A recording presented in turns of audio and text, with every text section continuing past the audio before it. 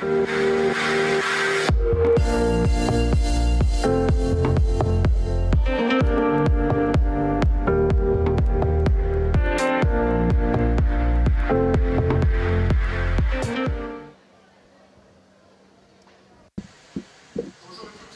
everybody, ladies and gentlemen. Thank you very much for being here. Let me just remind you of some rules. In fact, one rule for ensuring we're all respecting the health regulations. Inside this tent, you must wear your mask. I hope I'm glad that we're here together for 3/4 of an hour of a discussion. We don't have a question here to address. It's not the title is not a question. We're talking about a new growth paradigm. What is growth going to look like in the future? And to talk about this, we have Agnès Pannier-Runacher, who is Minister in charge of Industry, Benoît Poitier, the CEO of Air Liquide, Philippe Val, CEO of La Poste, Florent Marger of Michelin, and Antoine Frérot in charge of Veolia. So it's a very, very powerful session, as I'm sure you can imagine. So we need a sufficiently powerful coordinator, and we have with us the boss, the big man, president of the Cercle des Economistes. He's a very successful author. He's had critical acclaim, and he is the man who has made the rencontre what they are today. His name is Jean-Hervé Lorenzi.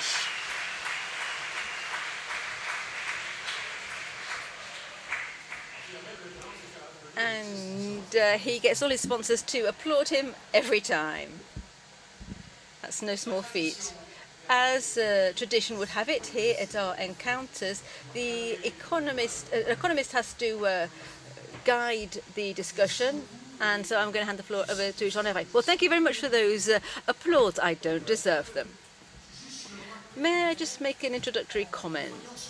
When I saw this title, as Nicolas said, there's no question mark at the end of the title, I said that we were perhaps being a bit presumptuous, audacious, and brave, because the terms which we use, paradigm and growth, these are terms that are extremely controversial, and we are going to have to adopt a position, adopt a stance about the principles on which we are going to debate. The paradigm, if you may have forgotten this, there may be a couple of you who forgot it, a paradigm is a concept that was developed by a historian called Thomas Keynes, and he had defined a paradigm as a collection of concepts and values that cement a society, values and etc. that cement a society. Today, we can say that we are faced with people who think we don't need to change very much. We're attached to our values. Let's not change them. Capitalism and all the rest of it. And there's a big discussion about capitalism nowadays. And there are those, on the other hand, and we are among those who think that if you take a look at all of these things we're facing, all the transition sector, there is a bit of a problem. We don't know how to process them, apart from the fact that the environmental ecological value is recognized by everybody, and we have to fight against global warming. And so on this point, we all agree. As for the rest of it, this demographic transition, the social transition, the fact that there's a lot of inequality in our societies, the digital and the role of digital technologies, these are all subjects that we don't know what to do. And that means that we can say that we require a new paradigm. As for growth, my dear friends, growth, well, there are a lot of people who think that the solution is either negative growth. This is an ancient idea, of course. It dates back to when I was a little boy, so you can imagine how long ago that was. I didn't say anything. I didn't even betray my thoughts with body language. So yes, it was before the wars anyway. So that idea that the solution is negative growth, and this vision is quite widely held. And this session is going to fight against that one because we are for growth.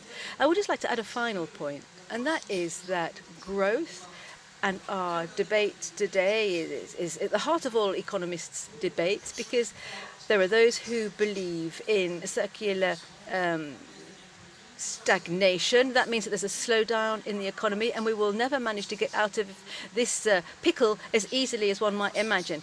Growth is at the heart of it all. So I suggest that the title of this session is based on the fact that yes, we have to have a new paradigm, and yes, we need growth, and yes, we need growth which is decorated with all of the right adjectives, durable, sustainable, all the rest of them. And to round off, I would like to say that we have 3/4 of an hour and we have 4 problems to address. The first one is the problem of intergenerational relations. How's the paradigm going to cope with the youth and with the elderly? Don't look at me like that. What do we do with innovation, which is not an absolute asset, if you like? It creates jobs, of course, but then on the other hand, lots of tiny shops are losing jobs, etc. So it's a bit of a problem. It's not as straight cut as one might imagine. There are different types of innovations. There are some types of innovation that are good for well-being, and there are others that are not. The problem of the social advancement, there's a bipolarization of the work market, which means that a youngster who is entering into a job with unskilled labor, he will have very little opportunity to evolve and climb up the ladder. There are some political components, of course. The state also has to play a new role. We've seen that. And my final point, businesses, and we're going to give you a bit of a scoop here. We're going to make some suggestions tomorrow. Well, this is a possibility. We're currently talking about it. The final communiqué hasn't been written yet. We're working on it. So there is the idea that the 1.5 million youngsters, who have been desocialized, the national education system is not managing to solve this problem. These youngsters will turn up in businesses, of course. The businesses have to play a key role to help with this problem. So we've got a very busy schedule ahead of us. And let's roll up our sleeves and get to it. Okay, thank you very much, Jean-Hervé. Agnès Pannier-Runacher, you're the Minister for Industry. Can you tell us a little about your role in this new paradigm? Let's respond to one of the 4 questions which we've just been addressed. What do we do about innovation? Excellent question. Yeah, easy peasy. First of all, I would say it's very interesting to invite the Minister for Industry to a round table about the paradigm for growth. This is a very strong signal, and it's all the more strong because it is being done at a time when the French have discovered with stupefaction how late we are, how behind schedule we are. In Europe over recent years, with dead ends for the active principles in medication, the shortage of microprocessors, etc. We really we're lacking in many areas, and we need this wake-up call. So that also leads into the questions about industrialization and resilience, but it also asks us what role industry plays in our society. We're going to be talking about industry with the French people because what is at stake is our independence. It's also our jobs, and it's the jobs for the youngsters.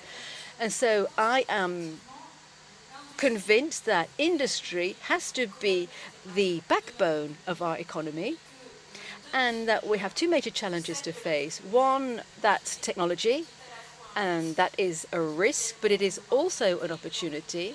An opportunity because digitization increases productivity, and it can improve working conditions. You can get training very, very quickly. When you take a look at the different operators in factories, and they are working in industry, so they can enhance their skills rather quickly. So that was the question about what to do with those people who don't have any jobs. Well, that could be one possibility. There's the ecological transition, which, if we're brave enough, this can be taken as an opportunity as long as we adapt our policies. Today, the cost of carbon is going up. We are massively investing in new technology, so that can be a very strong point for Europe, which is ahead of the game here. But if the carbon signal is not advancing sufficiently rapidly, we will be trapped, and there will be no growth, and there will be high dependency on other types of economy. So I think that the big challenge to come back to innovation is there will be no salvation without innovation if we take a look at what's going on in China and in the States, and the fact that these two economies, which don't have the same ideologies but have both decided massively to invest in technology. Second element, innovation must ensure that added value is better shared out, and that generates all kinds of questions about generation of wealth in different territories. Industry generates wealth in outlying zones. We have to wonder about the sharing of values as a solution to social inequalities. We have to have jobs taken out to the outlying regions, and we have a manual labor which is out in the outskirts, and intellectual tasks in the city centre. So we have to address that question, and there's also the question of the youngsters and the older workers. You're referring back to history there, a ruse of history. Yes, I think the digital technologies are a bit of a ruse because they can tip the tables upside down in terms of how the world market is shared out. Typically, it enables industrialists to earn 30 to 40% of market share in countries where labor is expensive, so that's quite good for France. It also means that we can move on to service models which mean that you have to be close to your clients. And here again, when you're addressing a market such as Europe, this is one of the ruses of history. And you can redeal the cards again, so as long as you take opportunities. I've talked to my colleagues and said, when will our industrialists get hold of that 5G network? There are the leading companies on the stock market. Some of them have been around for 100 years. They need to take a look at the American equivalents and see how young businesses are on the United States and increase their capital. So I believe we are in a dilemma. Either we take the right road and we massively invest. We are less naive in terms of reciprocity and fair and unfair competition. We are responsible about the environment and we create growth. Or, on the other hand, we just move backwards. And in that case, we will be caught in a pincer between two continents. Yes. This has been mentioned in the introduction. Innovation can be scary, and there is a type of resistance. Sometimes it's expressed, but not always, between progress, innovation, science. We've seen this typically with 5G, which you mentioned, and also the vaccines. You're representing the government here. Is the government doing enough to give an absolutely key status to that notion of innovation? I think you've got your finger on it. We're talking about culture and education. You have to link the decreased level of school children in science and maths over the past 30 years and the fact that we have a problem of understanding the notions of progress and different scientific notions. These are phenomena where people can be experts in different fields. I've never met an expert in vaccines. I've been having to take care of this for the past year. People say you don't have to prescribe all kinds of alternatives. You don't need to have studied medicine to know that that's not the case. So you are the head of Michelin, Mr. Minago. So we're talking about a new paradigm for growth without the question mark there. So what's your intuition about this? Is there a new paradigm for growth? Well, I've got more than intuition, if you like. If you ask any boss if he or she is favourable to growth, it's like asking a farmer or a gardener if they want their plants to grow. Of course, my wish as a PDG, as a CEO, is to enable all of the employees at Michelin to develop, to see our network of clients and suppliers to flourish also, and to see our group and our results increase. So this question of growth is at the heart of all of our strategic preoccupations. The question is a difficult one. Even though this is not a question, you've said several times there's not a question mark at the end of the sentence. But this is a theme that is at the heart of our debates inside our business. We have a social dialogue business which is quite extensive. We foster exchanges with all people, all trades in all parts of the world, because we're in 174 countries around the world. We have 134,000 members of staff, and all trades are represented. And we are establishing a constant dialogue with a system of questions and answers. All members of the executive committee are asking all employees at different levels, and they go out to the field, and there are different exchanges, there are different fora for exchanges. So we have started a system to co-construct responses to every field.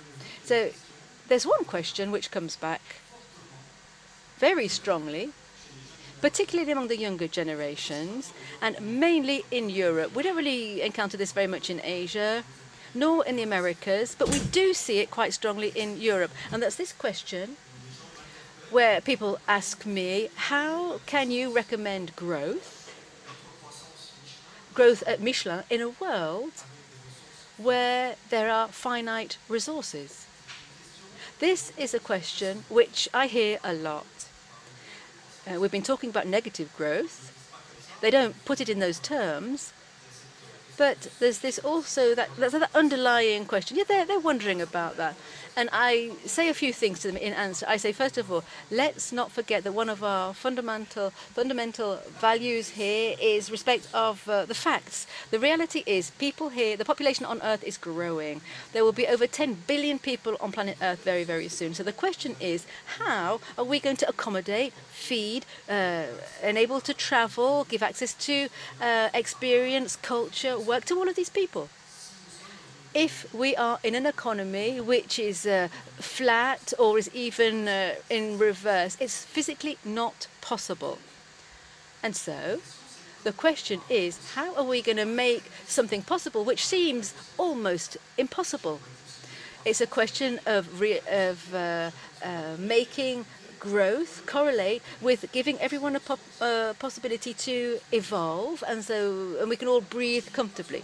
So I'm absolutely convinced that it is possible altogether to create a new equation and another way of doing things. So the question that we get through the paradigm of growth is what you're prepared to give up. What are you prepared to give up? What are we going to choose to give up? Are we going to give up waste? Well, yes, we'll all give up waste. Do we have to give up being daring, developing, discovering things, having access? Then we say, no, we're not going to give that up. And so the paradigm is our ability to understand where we need to work and where we have to improve. And have you found that at Michelin? Well, I'm going to quote an in-house document from 1878, which was wonderful. And it says, this is 1878, and it says, the goal of our company is to make the best tires at the best price, avoiding wasting time in useless movements, waste, and etc. And that was 100 years ago. And so we've just updated things slightly. Today, we're talking about how we can manufacture goods from sustainable ingredients. How can we have a zero carbon footprint for our factories? How can we manufacture even better tires that will offer greater autonomy and a smaller carbon footprint? So that's what we do every day. And to be able to do this, we need to innovate. And we have to train people. and we need the rules of the game, and we need to be on the world playing field. So this is a subject which I often talk about. I say that the authorities have to guarantee fair rules for businesses, not increasing this, that and the other all the time. And they have to tell us, and on an international level, they have to let us know that we can go out and play on that level playing field with common rules for all. If you like sport, you can just imagine the World Cup for football. There's one team that comes up with 22 players and the other team has to play with 11 players. The match is totally unbalanced. So in economic rules, it's the same. We need to train people, we need to innovate, and to be able to innovate, you have to train people, and you have to train people in maths, in science, you have to train people about technologies, and after that you have to have rules of the game which are stable. And you also have to have rules that are fair from an economic point of view. And you have to know what you're aiming at. I'm very optimistic at the end of the day, because every day I see all of the people at Michelin working hard, and that makes me proud and also very confident in our ability to identify things that we cannot imagine today. I can see in our research units there's some amazing things going on. We are going to change the paradigm about tyres. Tyres, you might say, well, what on earth is a tyre? It's round and it's black, but it's vital every day to transport people, to make sure that when you turn the driving wheel, something happens underneath the car, and we do all that. And the whales have to suffer a lot. There's some amazing things that are going to happen to tyres and beyond that. And Michelin is going to innovate in the medical realm, in maritime transport, in aviation, and in space, and in energy. Also, yeah, you're producing hydrogen, and that is going to be an opportunity to hand the floor over to Benoît Potier from Air Liquide, a competitor of yours. So, Benoît Potier, we've already mentioned growth and the paradigm. Maybe we should wonder for a minute, without going back in time, on what the crisis revealed to us. What new elements has it brought us to our vision of growth, the crisis, as we lived it every day? I'm going to start with a crisis. Crisis in Greek means judging a situation where you judge in order to make a decision. What I can see is the judgment has happened, a collective judgment. We have a lot of lessons to learn, but we haven't got to the phase of the collective decision yet. So we're not out of the crisis yet. So that's the first thing. Was this crisis a rupture that would lead to a new paradigm? My feeling is that no, it's just an awareness that happened, something that revealed the truth and that is going to bring some changes. What kind of changes can we retain in a company such as ours? And by watching the world around us, first of all, it's the necessity to deal well with the general goods. Managing our common inheritance. This is what we learned as health. Health is a common good, is a common asset. So that's one of the common goods that we'll have to manage differently. This crisis has also helped us realize that states, companies, and society have mobilized. It was maybe too slow, it was not exactly what we expected, but we survived it. So I think there was a globally good management from the states and companies. The lesson where we have to learn to get better is the speed. The other thing is the taboo were lifted. Digital, when you look at companies, it's the way to use digital tools in a company. You cannot realize how things have changed in terms of communication within a company. We used to have a written type of communication. Now everything went live, direct. So it would have taken 20 years to get to that, but the crisis made us accelerate the speed to which we get to it. We have a different way of working. We're working more in parallel. Before we were in sequence. We do one thing after the other. And this crisis has showed to us that when there's an emergency, we have to do two things at the same time. The crisis has taught us that we were closed in our way of thinking, and that we have to be more collaborative. We learned at Air Liquide, we did this famous consortium. Agnes knows about it because we've done this under her initiative to build some respirators in France. We would have not been capable to do that before. We manufactured 10 respirators in 60 days. So it's not a rupture, it's about change, deep changes, and an acceleration and a reinforcement of previous trends. That's the first point I want to make. What expectations has this crisis revealed? A way of life that is changing, the relationship with work, the time that I want to spend at work, and how I get organized in my private life with my family and with my job. This has changed a lot. The time that I spend at work and how I work.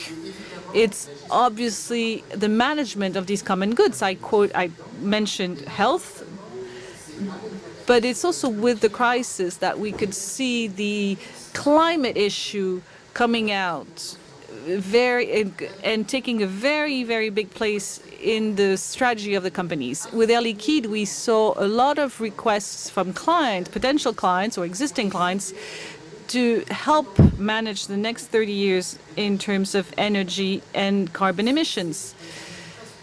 So it's nearly a revolution in about just 1 year. So that's a collective good, which is climate, that really came to the forefront because we realized that it needed to be managed collectively.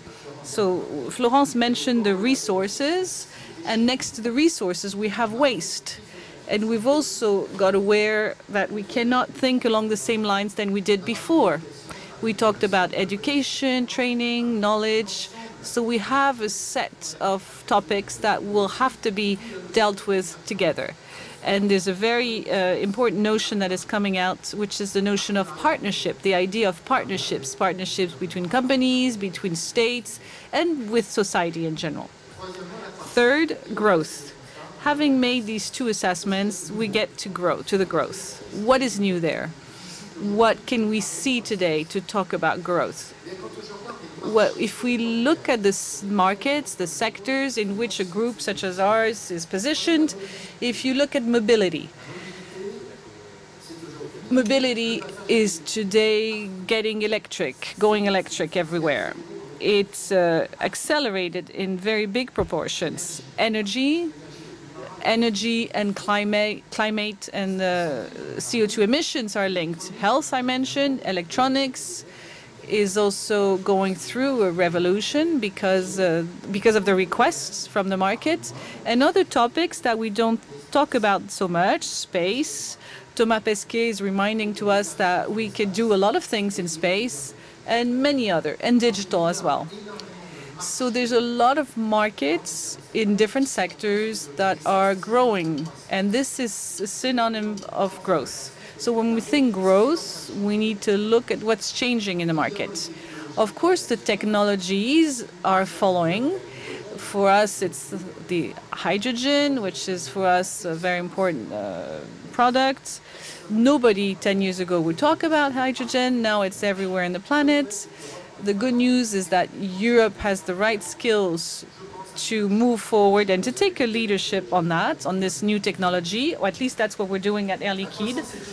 Growth is also about geographical perimeters that have changed. We were used to be global and to look at global trade. Now we have to go back to the region, to the territory, to the country, to the continent, and see how the strengths are balanced. The human factor, the new way of working. So to conclude, when we're looking at everything that happened during this crisis, the first conclusion is there's no future without growth. And here I completely agree with Florent. We cannot imagine a future with negative growth, not for us, not for companies. There's no new paradigm, but a new dynamic that we can watch. The emergence of ecosystems with two questions that are: what is going to be the mesh of those territories and what scale? And that's where all our thinking that are done at the French level had to be placed at the European level, because what is going to be the key for growth is Europe, is that growth at the level of Europe. Thank you very much. Thank you, Benoît Potier. I want to ask the question to you and to Florent Ménégo. These industrials who are lagging behind to get on board with the 5G, is that you? No, 5G is what is going to help us to connect devices. Everything is going to be connected very soon. So we'll manage hundreds of thousands of objects, and we'll need the 5G to do that. Benoît Potier, yes, 5G is a very powerful technology for the Internet of Things that is going to complement what already happened, but we've already introduced it. Philippe Val, you are managing the group La Poste. I understood that it is not a rupture, listening to Benoît Potier, but more of an acceleration. Do you agree with that statement? No, it is not a rupture, but I'm hoping for the rupture. What I was thinking while listening is, from what Jean-Hervé Lorenzi said, I cannot imagine a world without growth. Well, we lack imagination. I'm wondering if we will not lack imagination. For those who promote negative growth, I promote an example. Please come to a company that is over 6 centuries old and that has one of the sector in negative growth. 18 billion letters in 2008, 3 billion in 2030. In 2030, that's negative growth.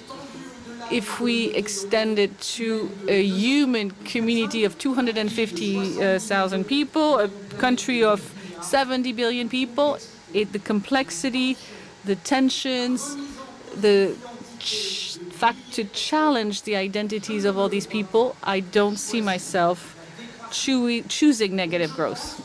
So I think that we'll have the imagination for us within the group La Poste. Growth is the solution.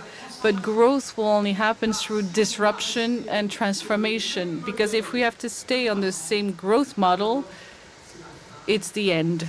It's the complexity, it's war, it's the climate crisis. So I believe that, of course, we have to defend growth, but we have to transform growth, and that will go through disruptions. It will not be just an inclusive growth. It will have to be a growth that is radically different, that makes us give up on some things, that will require each of us to make some sacrifices and efforts, because we can't just tell the rest of the planet, you will not be able to have the same growth than we do. This is not going to be a stable model. So if we want to invent a new paradigm of growth, in my opinion, we have no choice. It is not about, it's not because our leaders lack imagination. It's because growth is a biological necessity. But if we don't transform it radically, if we don't know how to reinvent a growth that respects the environment on the one hand, and on the other hand links society and respects the social rights of our employees, then we are getting ready for a very grim tomorrow. So yes, for a new paradigm, a paradigm that will impose disruption, a disruption that will be as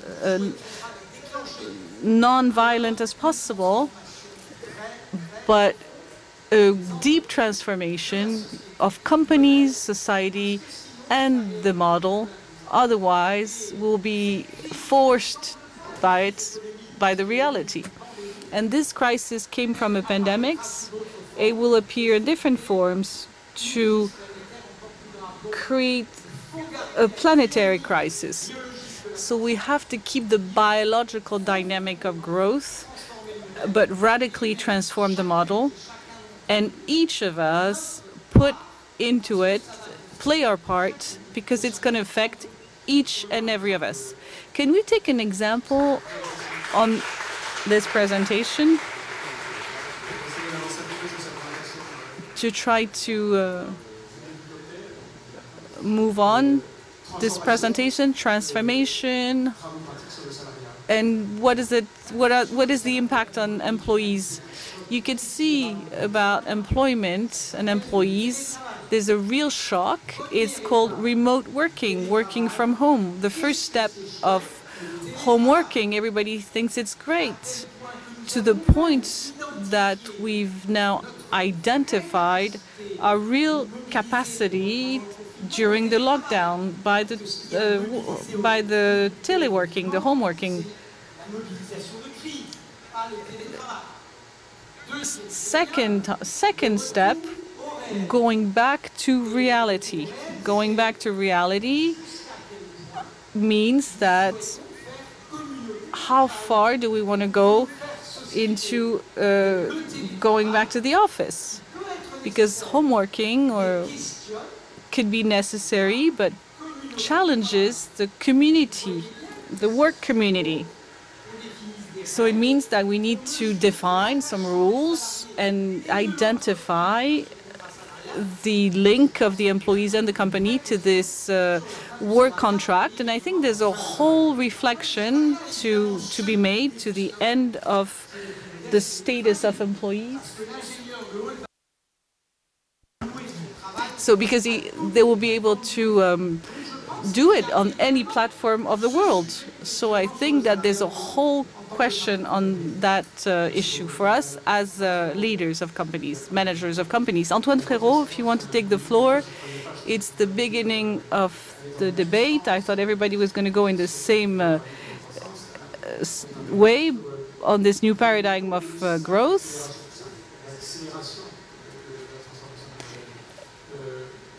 You have specialized by promoting the CSR, the better taking into account of the environment. You've done it for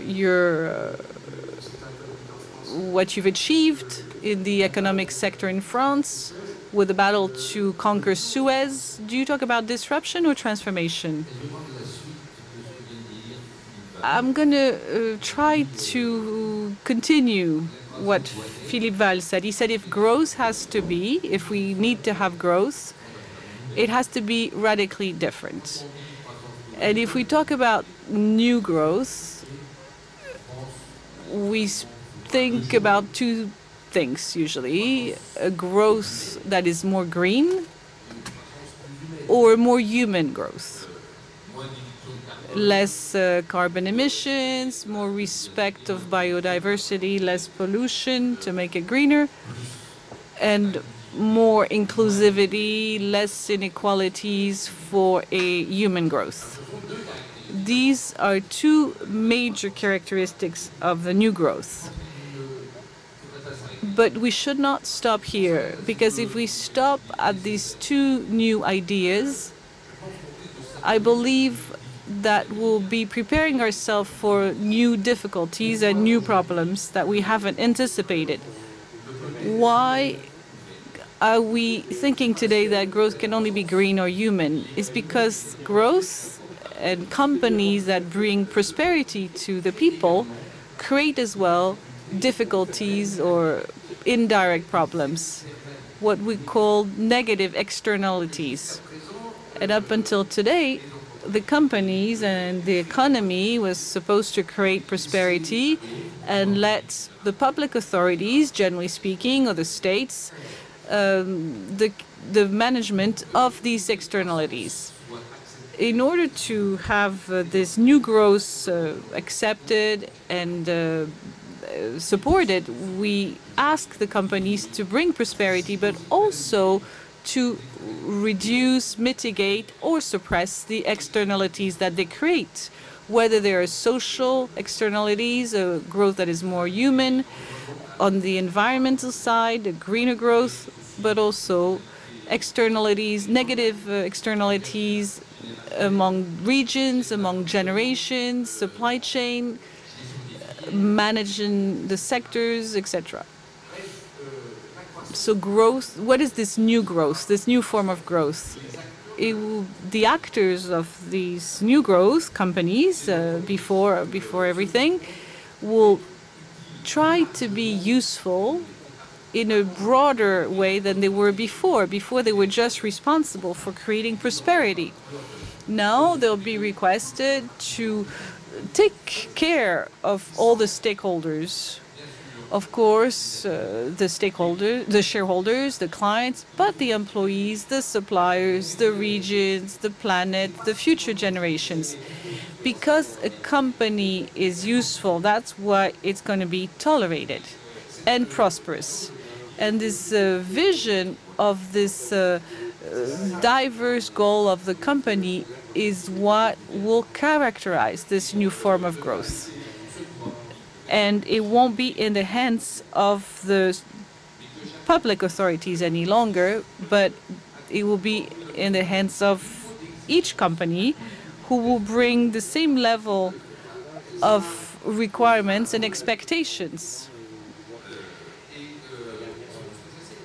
So the company needs to function, taking care of all these stakeholders. And the way that if they do leave some behind, or if we question the populations of these countries and on who is the companies useful for, and they say nobody, there won't be any companies anymore, nor markets. So this new growth is going to have to perform in different ways. It will have to be promoted, it will have to be organized, and most likely it will have to be supported, and it's going to have to be proven that companies are aiming at different diverse goals. Who does it going to have to be proven to? To everyone who's watching us, all the stakeholders, because we had in the news a few months ago an example of a bad adjustment of this way of giving proof. I'm thinking about Danone, of course, where part of the speech was being put forward, and the shareholders thought that it was to the detriment of the strategy and the capacity of the company to deliver performance. Aren't you afraid that what you're saying can bring a number of actors of the economy to this distortion of speech? I don't believe that the fact that Emmanuel Faber left is linked to the idea that the company Danone must be useful to all these different audiences. And I even believe that if we have to look for one reason, of course, beyond economic performance, it has to be found with his managerial responsibility. And the company and their new managers have confirmed all the commitments in terms of numbers that, and for the environment, that Danone has taken. So if his departure raises questions, I think we really have to look at the real reasons for his leaving. Florent Ménégo, do you have something to say on that? But even if that was the case, that is not no reason to abdicate. I agree with Antoine about the usefulness, but the way it's expressed in Michelin, the thing is, we manage the value you create for people and the value that you create for your environment, the environment being the planet, its resources, and society, and the value for the shareholder, the financial value for the business, and the utility is the and between those three dimensions, and that's what is tricky. When you manage them in a sequence or separately, you will give privilege to one dimension over another, and that's when you get problems. Let's get back to the question. Yes, of course, you always have to have positive results. Otherwise, the business enters into crisis, which will prevent it from starting any new projects. That's just obvious. However, in the new growth model, it will be necessary to have deep transformations, and they will have to be shared with the employees, They will be shared with civil society and shared with the investors. And let's face the truth, this is a deep transformation. Whether it's radical change or not, we need this. Yes, just want to come back to you on this model of the business at the service only of its shareholders dates back to the 1960s or 70s. I'm just talking about the problem of equilibrium. But if you look even further back, 60, 70, 100 years back, managing stakeholders was integrated. And behind financial performance, what you get is you have to manage your staff, you have to recruit the most skilled people, you have to enhance your reputation, and you have to better manage the risks that are increasing. So at the end of the day, there's a strong lineup between social responsibility and financial results, and that you have to be a patient capitalist. Time is very important. Benoît Potier, I'd like to formulate a question. Air Liquide, your company, has had a reputation for decades of being the company that has a high percentage of individual shareholders. The fathers that passing on their shares from one to the next. Is this today? Do you have the same requirements as, for example, BlackRock? Well, there's no opposition between the two, if you like. And the crisis has strengthened individual shareholders' confidence in us. We have 50,000 more investors last year. So I just want to come back to one detail, whether it's a radical change or a transformation. It would seem to me that the COVID crisis has accelerated a consciousness and the decision to be taken by big companies. 20% of the 2,000 biggest companies in the world, which account for 14,000 billion euros in revenue, have committed to zero carbon. So it is currently happening. It's not really a radical change, it's just an acceleration, an intensification. So it's not a radical change, okay. You are 4 captains of industry on the stage here, and Agnès Pannier has said that the growth will come from industry. You are 4 captains of industry, 1 minister on the stage. Is it radical change, or is it... No, just give me this in a word, in one single word. Transformation or radical change? I think transformation, it's a question of explanation. If you frighten people with the word radical change, use the word transformation. Philippe is right. He's absolutely right. So transformation is not the opposite of radical change. Transition can be suffered involuntarily, and it can be longer. A transformation can be a radical change, but it has to be voluntary. You're acting, you're proactive, you're taking your own destiny into your hands. And that's why the word transformation creates less anxiety than radical change. Transformation. And yes, transformation. But I'm waiting for my 4 captains of industry to commit to better purchasing, to inclusion, to an ecological transition as well. You have to really act. Words aren't enough anymore, and you have to act out in the field, and that's what we're expecting in the different regions of France. Thank you very much. Perhaps you'd like to wrap up? Philippe, if you lose your job, I think you can go and work at the Vatican. Well, I thank you for all that you said. I think paradigm was the wrong word, because it's a typically French debate about which word you use, transformation or radical change. You can all make your own choice. Second point, I want to come back to some of the words that were pronounced yesterday, what we heard yesterday, by the President of the European Central Bank. She said 2 things. Never forget that Paul Valéry says that civilizations are mortal, that we are not involved in an endless continuity. And secondly, she said with Patrick Artus that of course there will be crises, and the crises will speed up in the future. So you forget about transformation, etc. We all agree about that. However, the reality is far more complicated than that. I take home two messages. Firstly, radical change. I believe in radical change. Transformation, I think it's okay because you're all nice guys.